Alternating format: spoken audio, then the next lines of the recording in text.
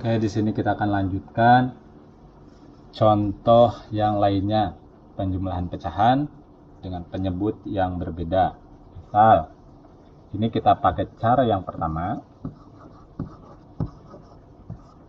Cara yang pertama, 2/5 ditambah 3/4 sama dengan, nah jangan lupa karena 5 dan 4 angka yang bawahnya itu berbeda, kita cari KPK atau kelipatan angka yang sama dan yang paling kecil. Ingat, untuk mudahnya gini aja, 5 tambah 5 itu 10, tambah 5 15, tambah 5 20, dan seterusnya. Sekarang yang 4 tambah 4 sama dengan 8, tambah 4 12, tambah 4 16, tambah 4 20. Nah, karena sudah ketemu, maka ini yang 20. Kita tulis di sini per 20. Nah, selanjutnya jangan lupa untuk difokuskan ke pecahan yang ada di sebelah kiri dulu. Mulai dari kiri. 20 dibagi 5 sama dengan berapa? 4. 4 kali 2 sama dengan berapa? 8. Tulis ke sini 8. Kemudian sekarang bergeser ke sebelah kanan. 20 bagi 4 berapa? 5 kali 3 berapa? 5 kali 3 15. Tulis sebelah sininya 15. Dan jangan lupa kasih tanda tambah. Setelah itu tinggal dijumlahkan sama dengan 8 tambah 15 23 per 20. Nah, kira-kira 23 sama 20 bisa dibagi enggak? Tapi baginya harus dengan angka yang sama. Atas dan bawahnya harus sama pembaginya. Nah, ini tidak bisa. Jadi pengerjaannya cukup sampai di sini. Sekarang cara yang kedua. Ingat, boleh pakai cara 1 atau cara 2 karena nanti hasilnya sama saja. Yang penting kita fokus. 2/5, ini soalnya masih sama dengan atas, tambah 3/4 sama dengan, ingat untuk cara kedua yang bawahnya langsung dikali, 5 kali 4, ini tulis dulu pernya, 20 ya, 5 kali 4 itu. Kemudian dikali silang. 2 kali 4, 8. Tambah 3 kali 5, 15. Sama dengan 8 tambah 15, 23 per 20. Nah, kebetulan untuk jenis soal yang ini, mau cara 1 atau cara 2, itu hasilnya sama. Nah, kita gunakan contoh soal yang lainnya lagi.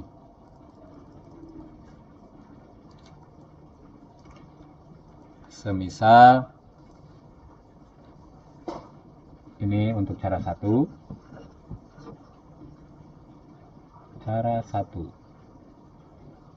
2/6 ditambah 2/4 sama dengan berapa? Nah, kelipatannya kalau sudah dihitung, jangan lupa ya, 6 tambah 6, 12, tambah 6, 18, tambah 6, 24, dan seterusnya. Sekarang yang angka 4-nya, 4 tambah 4, 8 tambah 4, 12 tambah 4, 16, dan seterusnya. Nah, ini karena sudah ketemu yang samanya angka 12, yang paling kecilnya, maka tulis di bawahnya per 12. Kemudian fokus lagi ke pecahan yang ada di sebelah kiri dulu. 12 bagi 6 berapa? 12 bagi 6 itu 2 dikali 2 sama dengan berapa? 2 kali 2 sama dengan 4. Kemudian sekarang kita geser ke sebelah kanan, pecahan sebelah kanannya. 12 bagi 4 sama dengan 3 kali 2 sama dengan berapa? 6.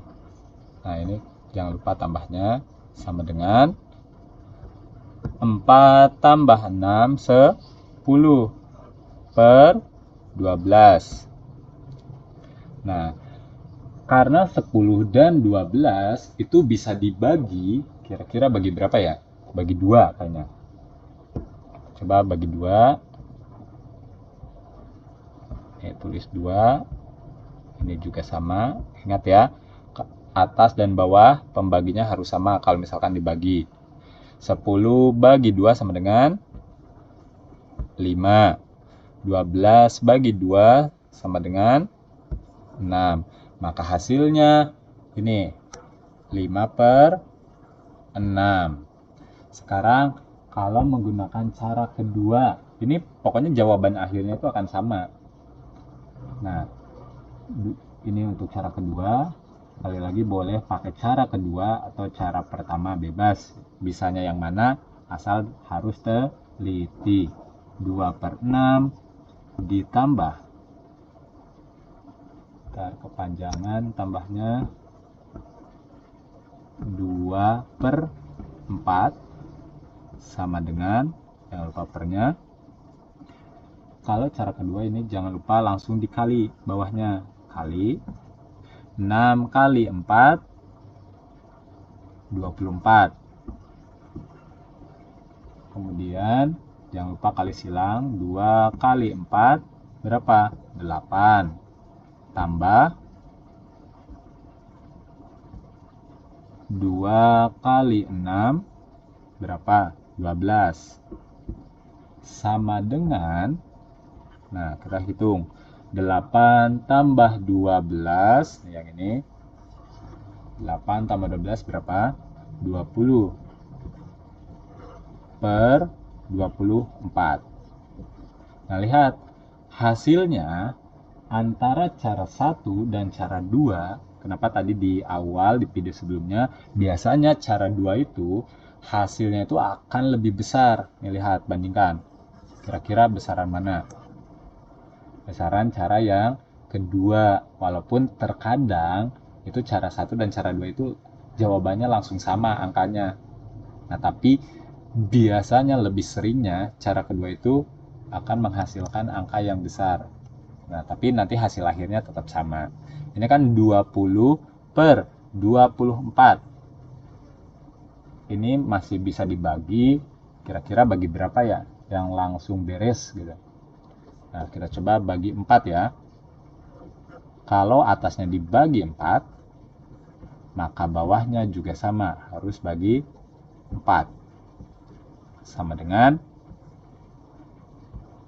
20 bagi 4, 6 per 24 bagi 4 sama dengan, oh maaf salah ini, 20 bagi 4, 5 per 24 bagi 4 sama dengan 6. Nah, di sini sudah hasil akhirnya. Lihat, bandingkan.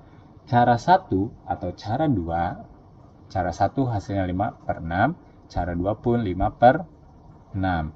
Jadi, mau pakai cara 1 atau cara 2, itu harus dikecilkan atau dibagi jika masih bisa dibagi atas dan bawahnya. Kalau tidak bisa, ya udah gak usah dipaksakan seperti itu.